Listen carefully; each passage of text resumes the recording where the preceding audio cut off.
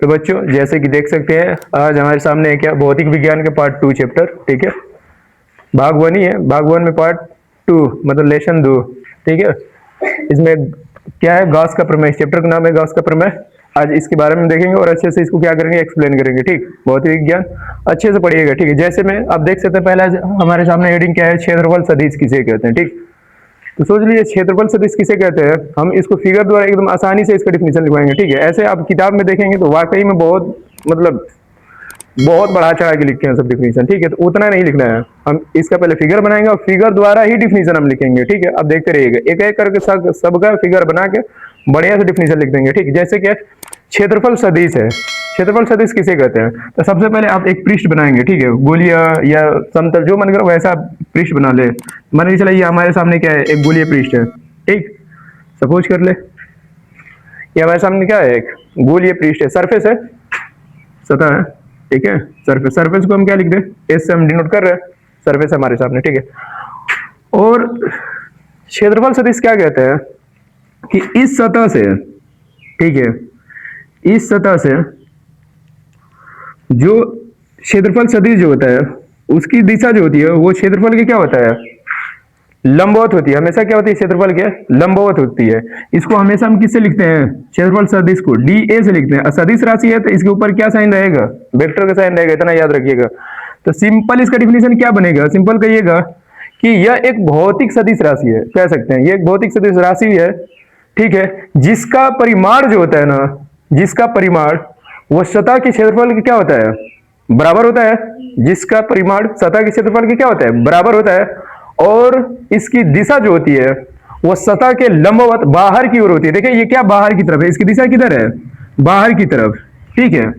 तो सतह के बाहर की तरफ जो दिशा होती है उसी को हम क्या कहते हैं, क्षेत्रफल सदिश कहते हैं। इसको हम क्या लिखते हैं, डी ए से प्रदर्शित कहते हैं, ठीक। जैसे कि इसका डिफिनेशन हम कैसे लिखना चाहेंगे, तो क्या लिखेंगे कि यह एक, डिफिनेशन भी लिख दे रहे हैं कोई दिक्कत नहीं है, देखिए क्या लिखेंगे, यह एक भौतिक, यह एक भौतिक सदिश, एक भौतिक सदिश राशि है, एक भौतिक सदिश राशि है, ठीक है। जिसका परिमाण, जिसका परिमाण, परिमाण, जिसका परिमाण, ठीक है, क्षेत्रफल सतह के, मतलब ये सतह है तो सतह के क्षेत्रफल के बराबर होता है। सतह के क्षेत्रफल के क्या होता है, सतह के क्षेत्रफल के बराबर होता है, बराबर होता है,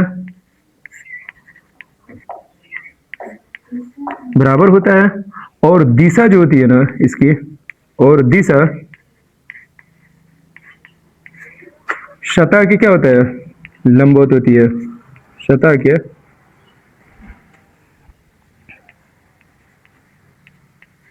लंबवत होती है। वो भी कैसे, बाहर की तरफ, वो भी बाहर की तरफ, बाहर की तरफ, ठीक।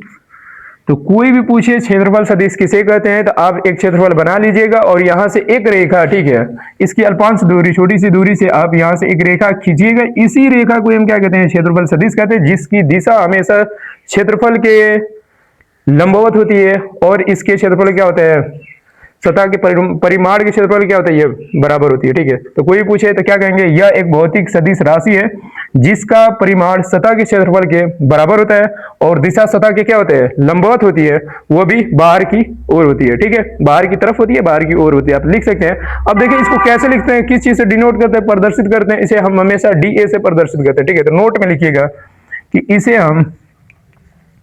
इसे वेक्टर डी ए से लिखते हैं, वेक्टर डी ए से लिखते हैं। इसे हम किससे लिखते हैं, वेक्टर डी ए से लिखते हैं। अच्छा इसका सूत्र क्या होता है, तो देख लीजिए, इसका सूत्र जो होता है ये होता है हमारे सामने क्या, डी ए बराबर एन कैप और यहाँ पर क्या होता है, डी ए होता है। आप ये भी लिख सकते हैं, ठीक है, या आप ऐसे भी लिख सकते हैं इसको, डी ए बराबर एन कैप, और यहाँ पर क्या लिख सकते हैं, ए। अब दोनों में से जो ठीक लगे वो लिख सकते हैं, एक ही है, सेम ही है, ठीक है। ये बड़े क्षेत्रफल के लिए ये क्या है, छोटे से क्षेत्रफल, जो कि यहाँ पर हम सतह के छोटा सा जो एरिया लिया है वहां से ये फार्मूला ये बनेगा, और ये पूरे बड़े वाला जो एरिया है सतह का, यहां से यदि हम क्षेत्रफल देखेंगे तो ये फार्मूला क्या बनेंगे, और यहाँ पर डी ए क्या है आप जानते हैं बेहतरीन तरीके से, क्षेत्रफल सदिश है।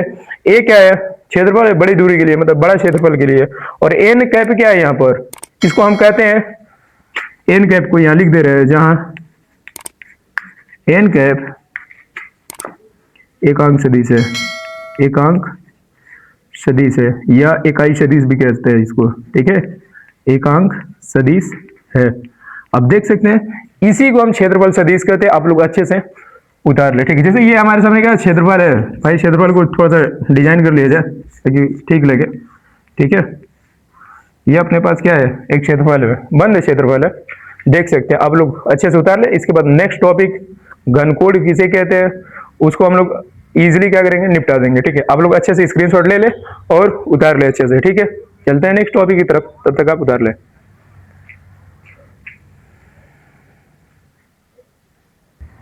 जैसे कि देख सकते हैं ये हमारा दूसरा हेडिंग है, क्या है, घनकोण किसे कहते हैं, ठीक है। देखिए इसको भी हम क्या करेंगे, फिगर द्वारा समझाने की कोशिश करेंगे, वो भी आसानी से। घनकोण किसे कहते हैं, ठीक, घनकोण।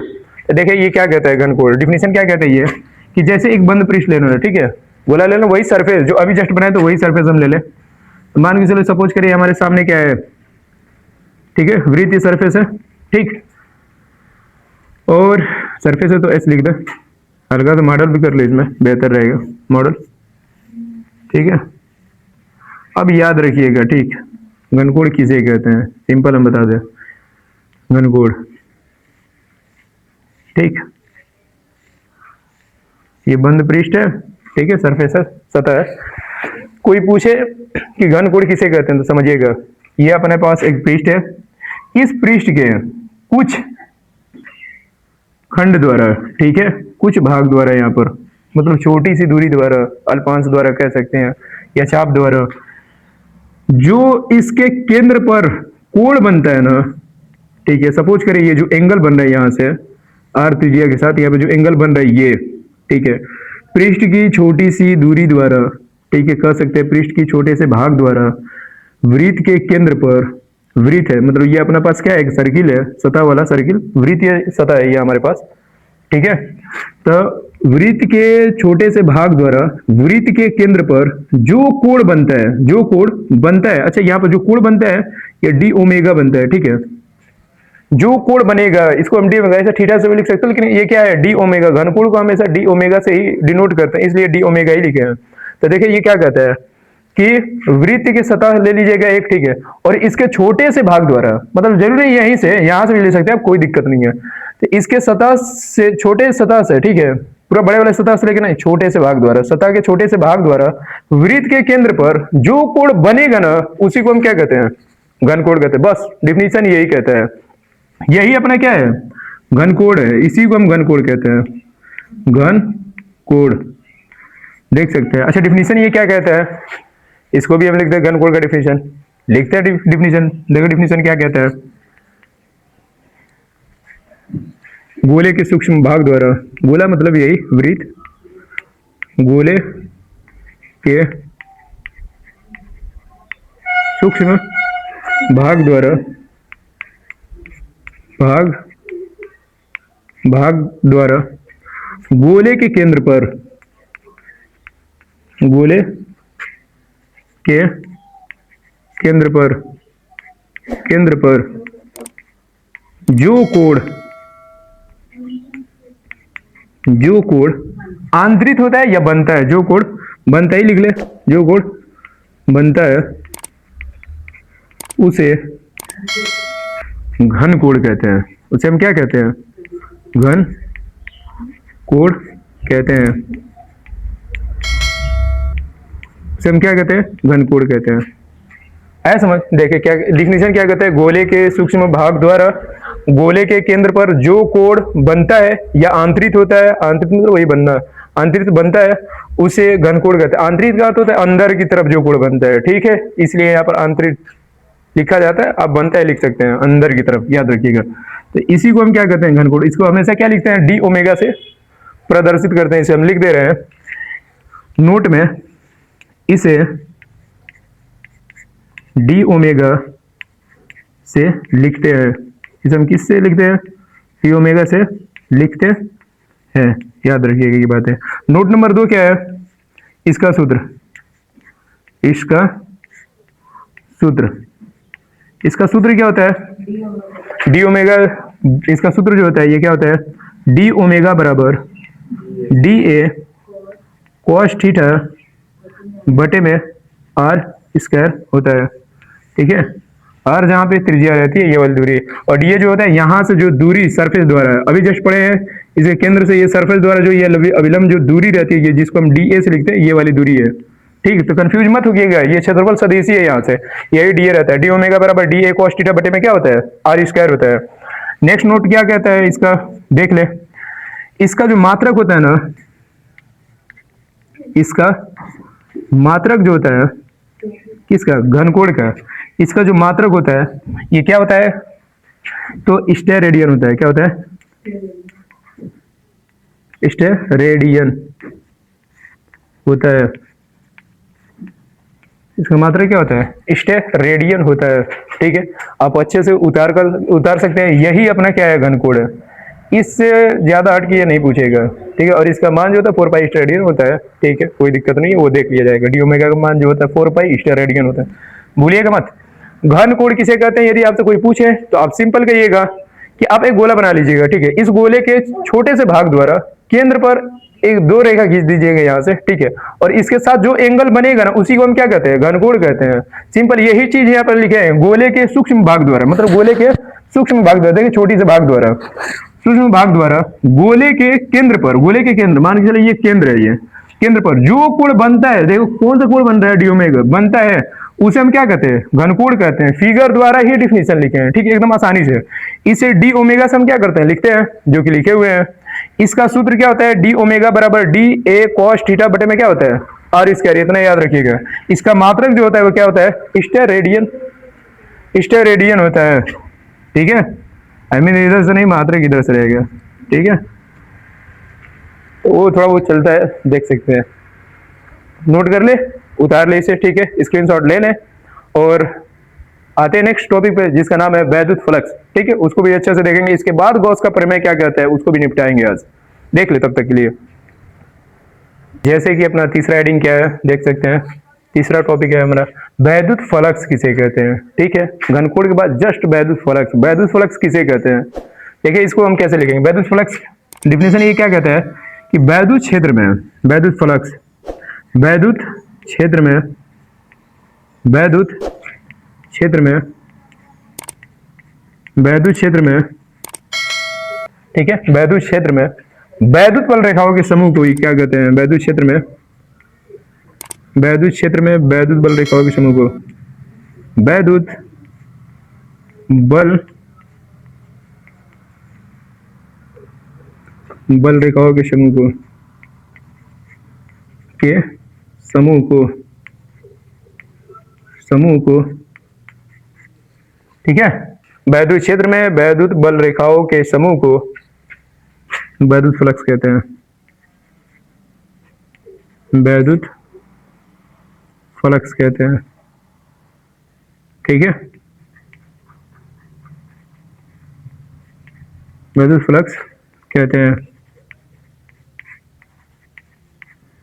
कर सकते हैं, ये अपना क्या डिफिनेशन है, ठीक।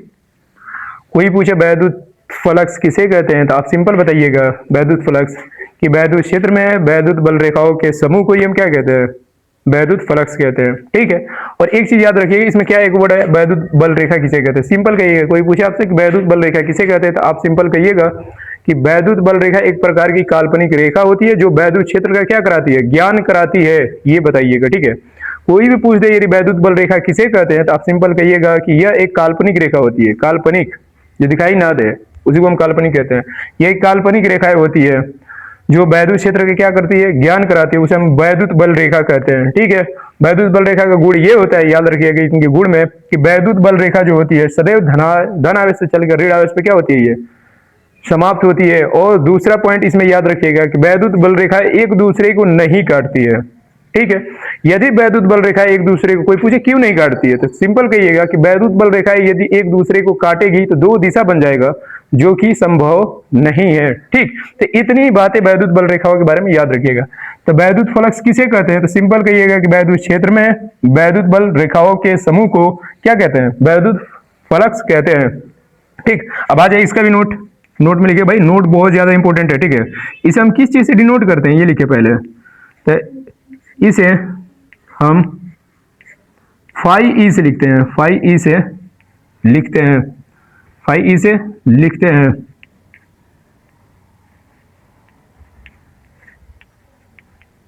इसे हम फाई ई से लिखते हैं, ठीक है।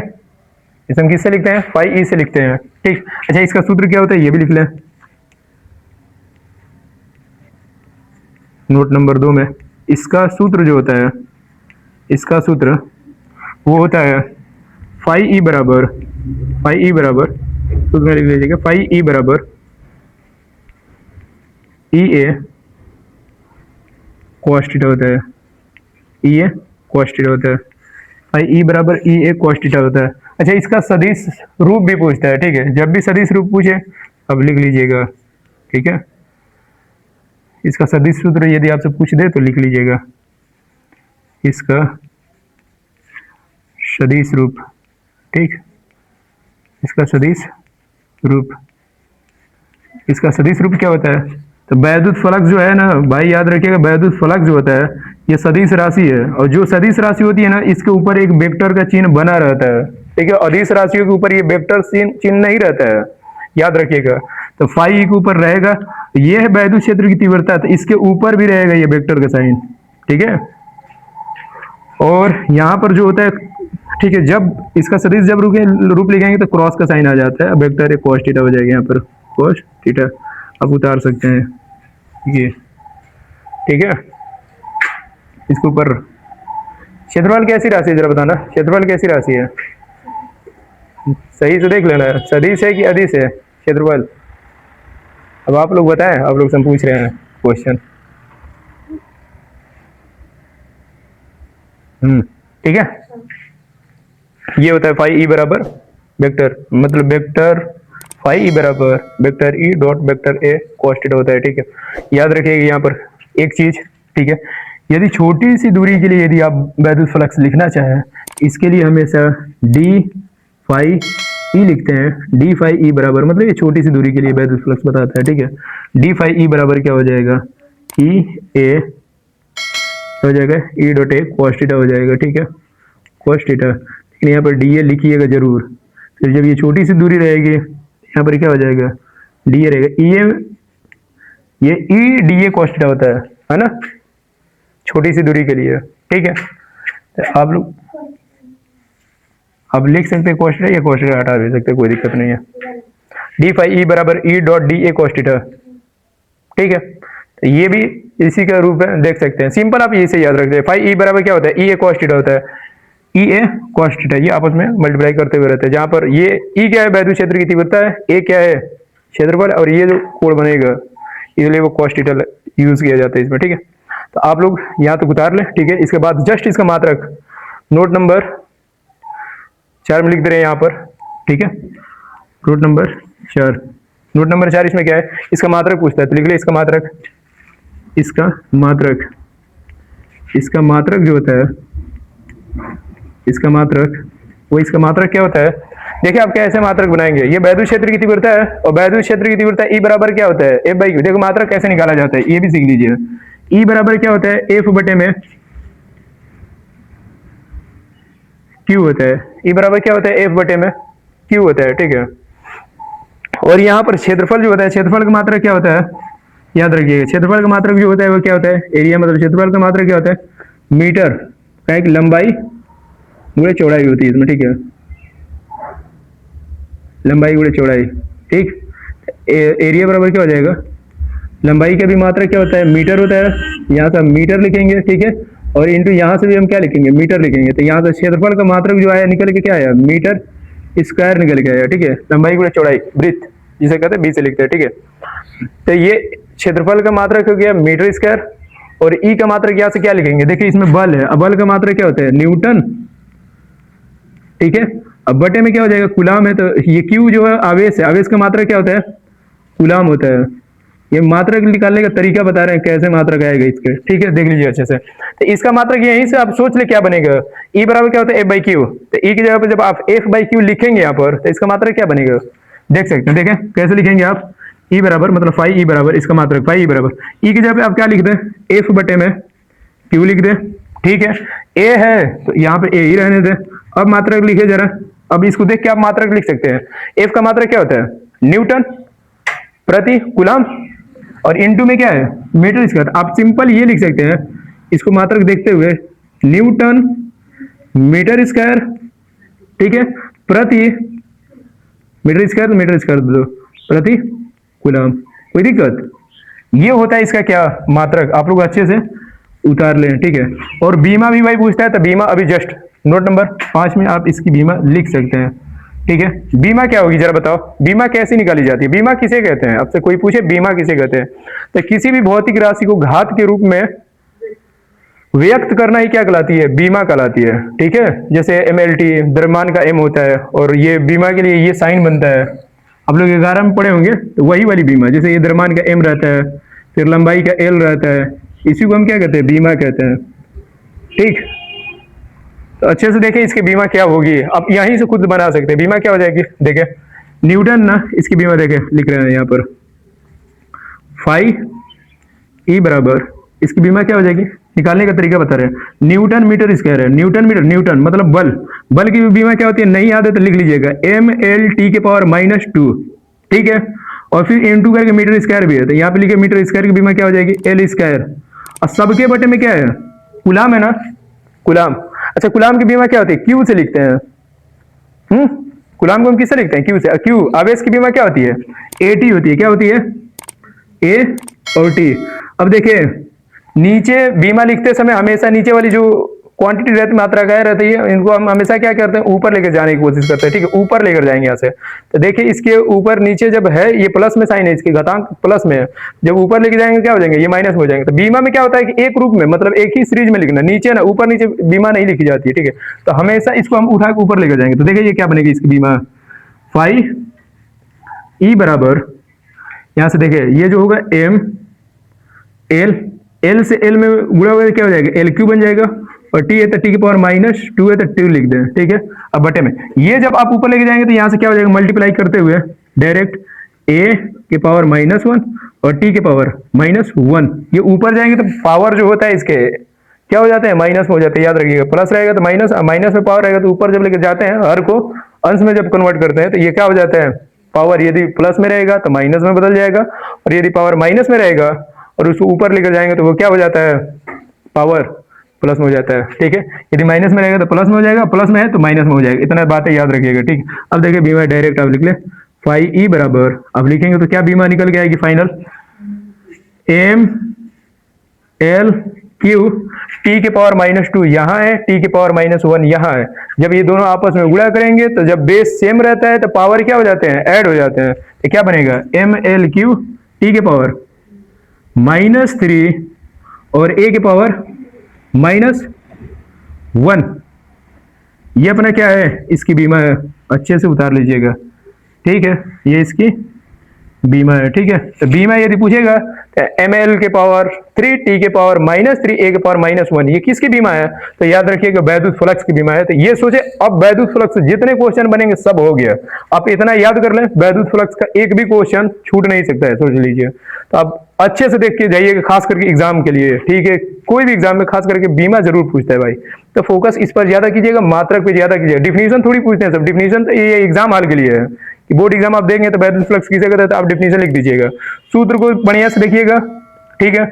इसके बाद इसकी मात्रा को बढ़िया से देखिएगा, और बीमा कैसे निकाला जाता है अच्छे से बता दिए हैं, देख लीजिएगा। वैद्युत फ्लक्स की बीमा ऐसे ही निकाला जाता है, आप लोग ऐसे ही निकाल के बढ़िया से लिख दीजिएगा, आप लोग याद कर ले, बेहतर रहेगा, क्योंकि 11 में पढ़ चुके हैं हम लोग बीमा, ठीक। तो अच्छे से देख ले, यही है वैद्युत फ्लक्स, स्क्रीनशॉट ले लें। देख सकते हैं आप लोग, उतार लिए होंगे, स्क्रीनशॉट ले लिए होंगे। ये वैद्युत फ्लक्स का मात्रक होता है, ठीक है। तो वैद्युत फ्लक्स का मात्रक होता है न्यूटन मीटर स्क्वायर पर क्या होता है, कूलम होता है। इसकी बीमा हम लोग देख लिए आराम से, जो कि ये सामने है, ठीक है। अब देखें इसका एक और भी मात्रक होता है, ठीक है। वैद्युत फ्लक्स का क्या होता है, एक और मात्रक होता है, इसे हम लिख रहे हैं यहाँ नोट करके, मतलब नोट नंबर 5 या 6 हो गया था ना, इसके नीचे जस्ट लिख लीजिएगा। वैद्युत फ्लक्स जो मात्रक होता है ना, इसका दूसरा जो मात्रक होता है, ये लिख ले, दूसरा मात्रक, या एक और मात्रक लिख सकते हैं, इसका दूसरा मात्रक या एक और मात्रक जो होता है, ये क्या होता है, वोल्ट मीटर होता है। क्या होता है, वोल्ट मीटर होता है। अच्छे से याद रखिएगा, इस पर फोकस, ट्रिपल स्टार बना सकते हैं या VIP बना सकते हैं, वेरी इंपॉर्टेंट है। ये क्या है, VIP। ये मात्रक सोच लीजिए कि वाकई में वोल्ट मीटर जो होता है ना, ये वैद्युत फ्लक्स का मात्रक होता है। लेकिन आया कहां से, ये लोग अब क्या, खैर छोड़ा है, लेकिन इसको हम एक्सप्लेन करेंगे। ये IIT में पूछने वाला ये क्वेश्चन है, ठीक है। ये नहीं पूछेगा वैद्युत फ्लक्स का मात्रक क्या होता है, न्यूटन मीटर स्क्वायर पर कूलम। ये तो आसानी से तुम सोल्व कर सकते हो। देखो ये इसका मात्रक न्यूटन हो गया, क्यू है तो कूलम नीचे रहेगा। ए का मात्रक क्या होता है, मतलब क्षेत्रफल का, मीटर स्क्वायर। ए से इसमें गुणा करो, FA बनेगा। FA का मतलब क्या होगा, न्यूटन मीटर स्क्वायर, मिल गया। नीचे क्या है, कूलम। अब देखो वोल्ट मीटर जो होता है ना, यहाँ पर पहुंचने के लिए कुछ इक्वेशनों को क्या करना पड़ेगा, इक्वेशन को फॉलो करना पड़ेगा, अन्यथा आप लोग नहीं बना पाएंगे कि वोल्ट मीटर आया कहां से है। लोग तो कंफ्यूज रहते हैं वोल्ट मीटर आया कहां से है। तो चले देखते हैं ये वोल्ट मीटर आया कहां से, ये वाला मात्रक दूसरा। इसलिए ये ज्यादा इंपॉर्टेंट होता है, क्योंकि यह इक्वेशन में कुछ कुछ वैल्यूओं का मान रख कर निकाला जाता है ये मात्रक, ठीक। ये हम कह सकते हैं, IIT लेवल तक ही है, वाकई में IIT तक है, ठीक है। अब अच्छे से देख लें, ठीक। IIT लेवल तक है ये। देख कैसे निकला, हम अभी जस्ट फार्मूला हम क्या पढ़े थे, ठीक है, कि फाई ई बराबर जो होता है, फाई ई बराबर क्या होता है, EA होता है। मात्रक निकालते समय कॉस्ट थीटा नहीं लिखते, नहीं, याद रखिएगा।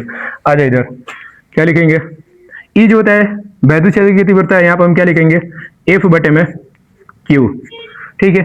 ये एरिया है, एरिया को हम A ही लिखने दें, ठीक है। क्षेत्रफल को क्षेत्रफल ही लिखे।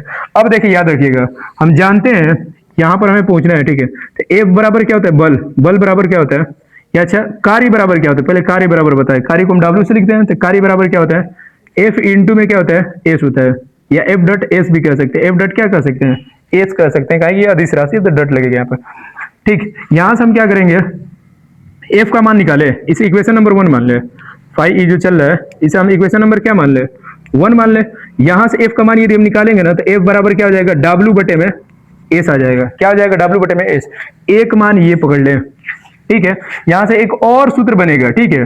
वोल्ट में आया है तो विभव जरूर इसमें एंट्री मारा होगा, तभी ये वोल्ट आया होगा। तो V बराबर क्या होता है, विभव। V बराबर वोल्ट, मतलब विभव को हमेशा क्या करते हैं, इसको मात्रक, विभव जो होता है इसको हमेशा वोल्ट से डिनोट करते हैं। विभव का मात्रक ही क्या होता है, वोल्ट होता है।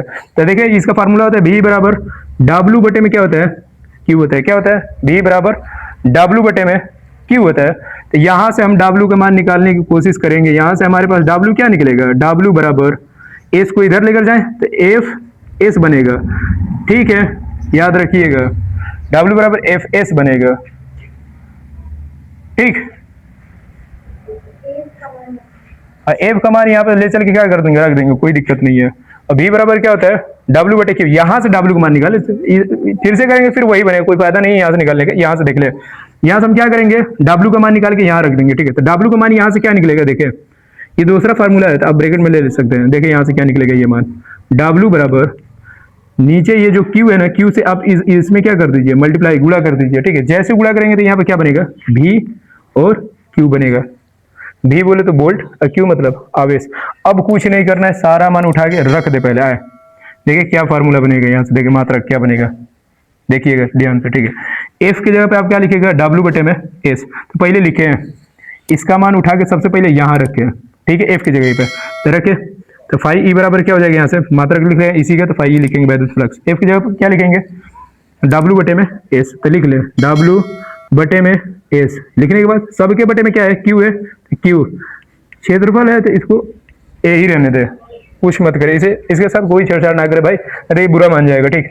अब देखिए क्या करना है, W की जगह अब क्या कर दे, ले चल के VQ का मान रख दे। अब यहाँ से ये जो W का मान है ना, ये वाला मान, ठीक है, इसको उठा के आप कहाँ रख दे, इस W की जगह पे रखे, इस वाला इक्वेशन में। देखिए क्या बनेगा, फाई ई बराबर जैसे रखेंगे तो क्या बनेगा, VQ, क्या बनेगा, VQ बनेगा। और बटे में क्या है, नीचे एस है, और सबके बटे में क्या है, क्यू है यहाँ पर। तो देखिए क्यू जो है ना, क्यू नीचे, एक ऊपर भी क्यू है, तो क्यू से ये क्यू क्या हो जाएगा, आपस में कैंसिल आउट कर लेंगे, और यहाँ ए है तो ए रहेगा, याद रखिएगा, ठीक है। अब यहाँ से सोच लीजिए हो गया, आधा हल हो गया, मात्रक आ गया। अब देखिए सिंपल आप क्या कर सकते हैं, यहाँ से यहाँ क्या बचा, भी बटे में एस बचा, ये मीटर होता है, विस्थापन होता है, छोटी सी दूरी, और इनटू में यहाँ पर क्या हो गया, क्षेत्रफल हो गया ए, ठीक है। ये तो चल ही रहा था, बी बटे एस इंटू में क्या आ गया, ए। अब देखिए मात्रक लिखेंगे तो क्या हो जाएगा, यहाँ से मात्रक इधर लिख दे रहे हैं, ठीक है। यहाँ से ये चीज यहाँ पर देखिए, बी का मात्रक क्या होता है, वोल्ट, अभी जस्ट हम बताए थे, वोल्ट होता है। अब बटे में एस जो होता है, ये क्या होता है, विस्थापन, और विस्थापन का मात्रक क्या होता है, मीटर होता है, क्या होता है, विस्थापन का मात्रक क्या होता है, मीटर। और ए अभी जस्ट हम बताए थे कि क्षेत्रफल का मात्रक मीटर स्क्वायर होता है। जब आप यहाँ से मल्टीप्लाई करके जब आप मीटर स्क्वायर लिखेंगे यहाँ पर, या लिखेंगे लोग मीटर स्क्वायर, तो देखिए 1 मीटर से 1 मीटर स्क्वायर एक घात कैंसिल आउट, तो बचा क्या, जरा ये बताओ, बचा यही ना, वोल्ट मीटर आ गया। तो ये बहुत ज्यादा इंपॉर्टेंट है, कैसे आया देख लीजिए अच्छे से, और स्क्रीनशॉट ले लीजिए, ठीक। तो ये ऐसे ही होता है, देख ले, दूसरा मात्रक प्रूफ हो गया, यहाँ पर कैसे आया देख सकते हैं आप लोग, स्क्रीनशॉट ले लें अच्छे से, ठीक है। तो आप लोग वैद्युत फ्लक्स अच्छे से उतार लिए होंगे, स्क्रीनशॉट ले लिए होंगे, ठीक है। तो ये इतना आज के लिए काफी है, ठीक है। पार्ट 1 में ये रहेगा, ठीक, और पार्ट 2 में गॉस का प्रमेय और इसका प्रूफ जो होगा, निगमन जो होगा, सूत्र जो फार्मूला प्रूफ कराना था वो कराएंगे पार्ट 2 में, ठीक है। वो भी वीडियो तुरंत बनाएंगे, ठीक है, कुछ दिनों में। तब तक के लिए आप लोग की यदि वीडियो ठीक लगी हो, ठीक है, तो आप लाइक करें, सब्सक्राइब करें, और दोस्तों को शेयर करें ज्यादा से ज्यादा, ताकि वो सब अच्छे से पढ़ सके आगे फिजिक्स को बढ़िया से, ठीक है। तो तब तक के लिए धन्यवाद, ठीक।